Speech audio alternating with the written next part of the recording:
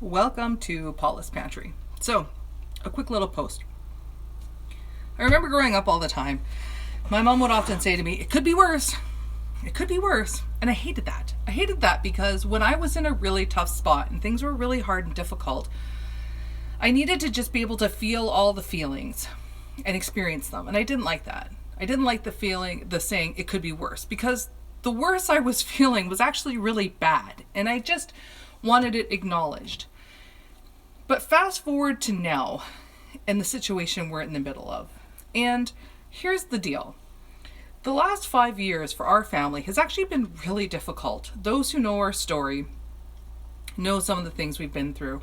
Basically, if you can imagine it, we've walked through it the last 5 years, whether it's death, problems with jobs, identity stolen, moving, illness, and just a gamut of things. There's just so many things. If you ever want to go for coffee, the stories I can tell you. We've been through some really, really tough stuff the last 5 years. And one in particular that kind of runs parallel to everything right now with the pandemic is 5 years ago, two of my kids had to go and spend the summer with their dad down in Florida. It was the first time they were going down. They were going to go for the whole summer. Well, within the first few hours of being there, it did not go well. Long story short, because it is at this point now their story to tell. But suffice to say, they spent the entire summer locked down, locked in the house, not going anywhere, not seeing people, not able to communicate.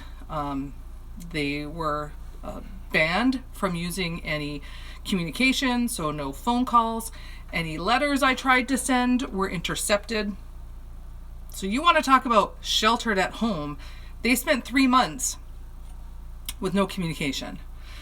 So in a sense, we've been through this as a family before.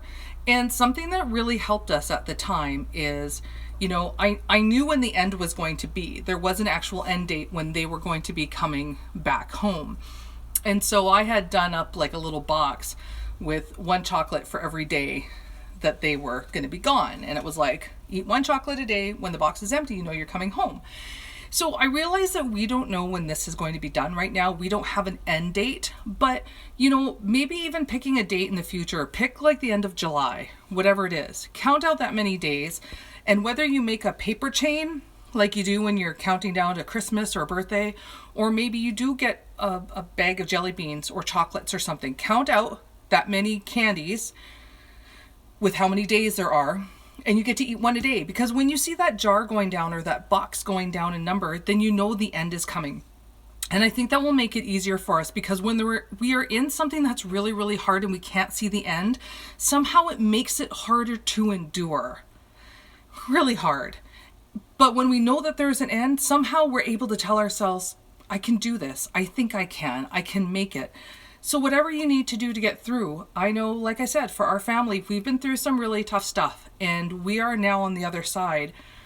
And so being in this pandemic, being in this time where we're all quarantined at home, for me personally, I'm able to go, yeah, I've been through stuff like this and it's not easy and it's not fun and I don't like it, but I know I can get through it. And so I just want to encourage you that you can do this. Yeah, it could be worse, but it also could be a lot better. Your feelings are valid. I see you. I hear you. It's not always going to be this hard, but do whatever you need to get through. Like drinking coffee.